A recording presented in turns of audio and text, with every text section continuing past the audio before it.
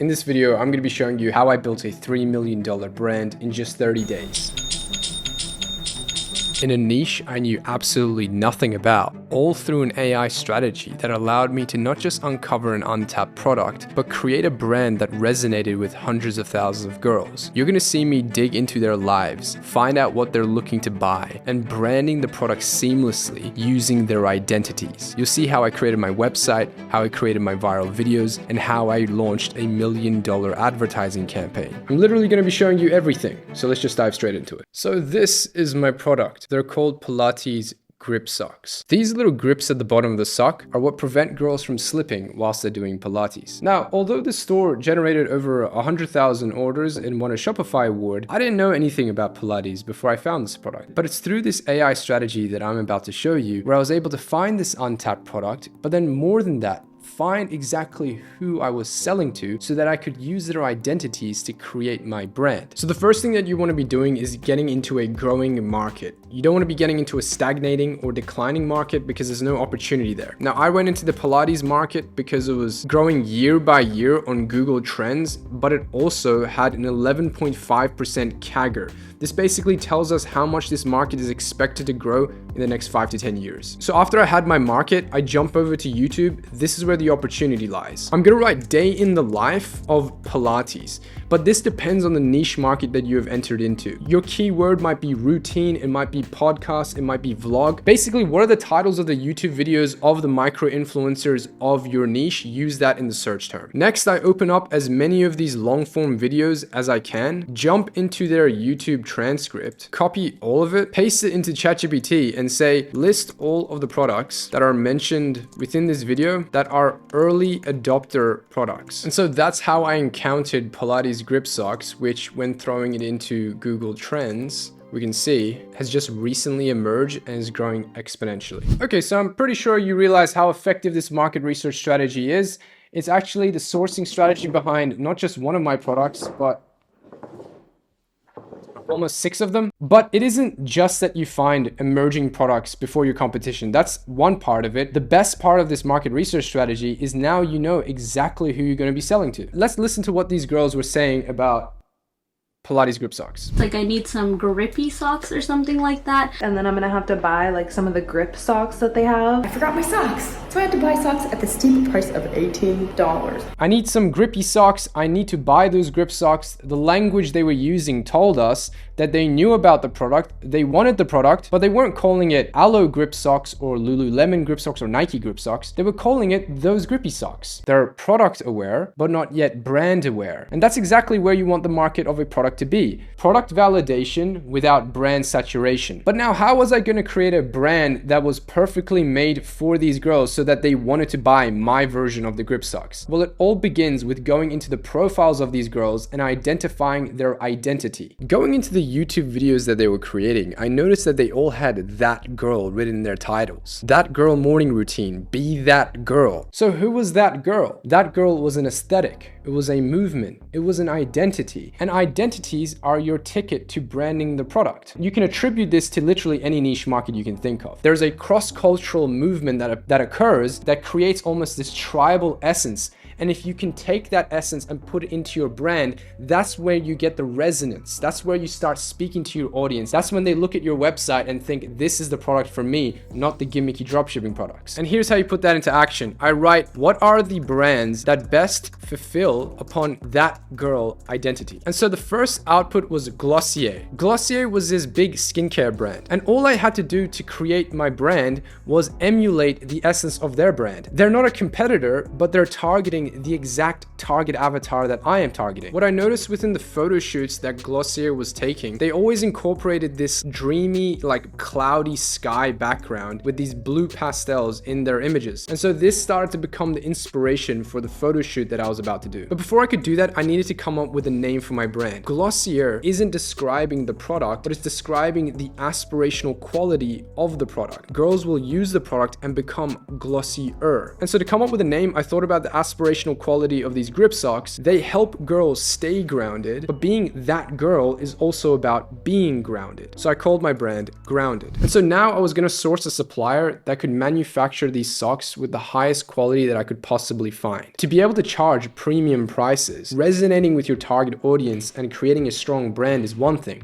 but then your product quality has to match as well. This way I'm completely separating myself from the dropshipping competitors who are probably going to sell some gimmicky variant of this product if they weren't already getting destroyed by the tariffs, that is. I needed to charge premium prices and the product quality needs to match. And so here's how I do this on Alibaba. What I first do is create a manufacturing document like this. This is where I give them the variants that I'm looking for, like these colors and the cherry color. I go into detail with the placement of my logo at the bottom of the sock, even change the silicone grip pattern at the bottom. I give them my ordered quantity, the material, the lead time, basically all of the information that you're going to give to your supplier goes into this document. Next, what I do is I search by supplier instead of product, filter by trade assurance, verified pro supplier, and now I'm messaging 20 to 50 different suppliers. You won't have supplier problems if you reach out to a ton of suppliers, because what you're going to do next is you're going to filter through all of them until you find the perfect supplier. Because you've messaged so many suppliers and you have so much data, you can use that data to now negotiate with every single one of them to bring down your price. Okay, so now it's time to do a professional photo shoot. One professional photo shoot solves almost all of your branding problems on your website, your advertisements, even your organic content. To do this, I found a director of photography here in Berlin, one that specializes in fashion photography. I told him to source me that backdrop that the That Girl brands like Glossier were using in their photo shoots. Next, I got sent a list of models to choose from. And what I'm doing here is I'm basically looking at which of these models looks the most like that girl avatar on YouTube. So what I do is I go onto YouTube and I just basically look at these authority figures within the niche, like this girl, and then I match their face to, for example, this girl, which looks quite similar. And that's when I scheduled the photo shoot here in a studio in Berlin. Now I'm looking to take 4 different types of content. First is the full body lifestyle image that will go as the hero image of my website. Next, I'm getting product images taken for the featured product section of my store. Then I'm getting hero images taken for the Meta ads and TikTok ads I was going to run. And finally, I'm getting these little video clips that I'm going to put into my website and incorporate into my organic content. So once I got the final images taken, I took the full body lifestyle image and I threw it as a hero image and put a little stay grounded overlay on the background. The hero image oftentimes is lifestyle depictions of your product. And in my case, it has to be a girl with the socks. This is the first image they see. It's like the hook of your website. If it doesn't look good, if it doesn't look professional, bounce rates are going to be high and you're just not going to convert. I then put the product images in this minimalistic layout, all with the same backdrop. This simple design was something that I was inspired by Brandy Melville. This was one of the brands that was also fulfilling upon that girl aesthetic. They're pulling in $200 million in revenue a month and they have a super simple layout. But to elevate the brand a little bit more, I put this little hover feature of the girl like doing a little twirl with the socks on for each of these product images. These little incorporations into your website can dramatically increase your conversion rate, and they're also doing the job of showing off the product and just making it look nice. So now that I sourced my product and I had set up my website, it was time to capture the attention of that girl. This video got 2.1 million views. I'm gonna break down the whole strategy and structure behind it, and then also show you how I've replicated this process with a bunch of other videos. Then my head hit the wall. Boom. Girl, you forgot your grip socks. These little grips at the bottom. Touchy, touchy, touchy. You put them on and bam. So the video begins with a stitch. This was taken from a viral video within the Pilates niche. I stitch it together to create a transition segment that sets up the context behind my product. Now you've probably seen a lot of creators use this. For example, Alex Hormozi uses stitches within many of his ads. Want to hear something insane? But it's very important for it to actually make sense, because here the girl is falling off of a reformer's machine, which sets up the context behind my product, which is that grip socks stop you from falling over. That's why I specifically say, girl, you forgot your grip socks. But the single most important aspect of guaranteeing virality is the 1 to 3 second transition. The 1 to 3 second transition is the science of going viral. I would go as far as to say it's the secret of going viral. And what it basically means is on the 3rd second mark of every video, you need to put a re-engagement point. This re-engagement point is when you reveal the X factor of your entire content piece. Let me show you how this 1 to 3 second transition happens in almost every viral video. Let's first start with some videos that contain music, because these videos really highlight that 1 to 3 second transition. Pay attention to the 3rd second mark, 7.3 million views. Beat drops, product function is shown, the X factor of the video is revealed at the 3rd second mark. 6.4 million views.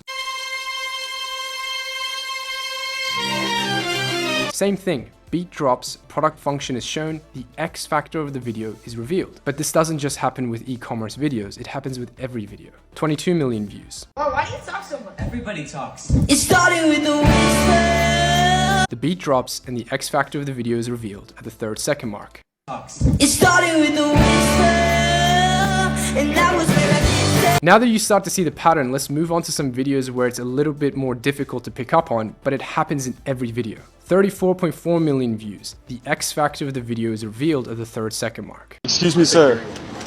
Yeah, what's up? Question for you. Yeah. Is this your Rolls Royce? 10.9 million views. You're cooking your chicken wrong. Here's how to do it right by cross-cutting it.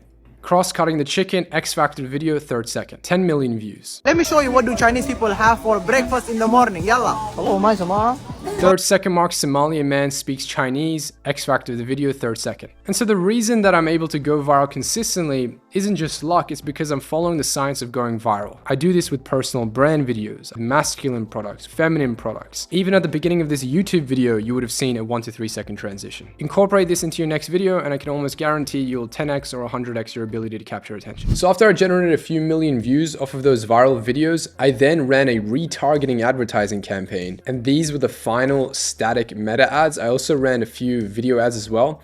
Basically what I'm doing is I'm showing these ads to the exact girls who viewed those viral videos. And so imagining the girls who are 1, Pilates girls because they're watching a Pilates video, 2, either knew about grip socks or just learned about grip socks through the video, and 3, have seen my version of the grip socks. Having these images then pop up on their Instagram and their TikTok feeds is what results in very high conversions. And so that's exactly what we got. I'm gonna hit the refresh here just so you can see.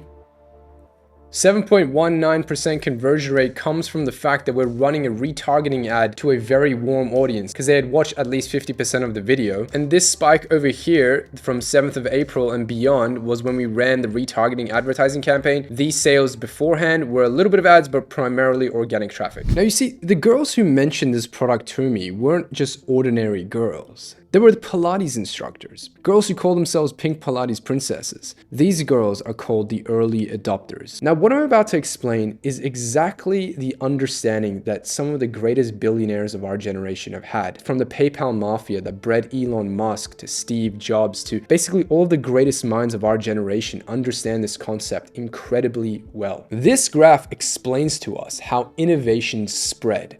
It is basically the science of how an idea gets adopted by the market. Understanding this allows you to spot supply-demand discrepancies. Something that has very little supply, it's very new, but there's a lot of demand. You take advantage of that discrepancy, that is opportunity. The diffusions of innovation shows you how to find opportunity. It gives you the blueprint of finding it. And we've used this blueprint within this video. These 5 adopted categories all have different characteristics. Innovators are these incredibly passionate people within a niche, the type of person to buy a Steam game with 5 reviews. The guy who goes and reads scientific publications of the latest testosterone supplement. The sustainable health freak who's bringing back ancient remedies and trying them out and doing DIYs.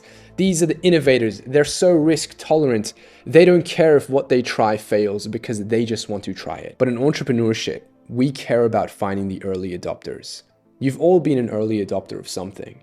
You've all identified an idea and validated and thought it was great, a product, an idea, anything. And then a year or 2 went by and you realized the entire mass market adopted it. This could have been a podcast that you used to watch. This could have been a perspective on life, and of course extends to products. The early adopters are the conduit between an innovation being super niche and then becoming mainstream.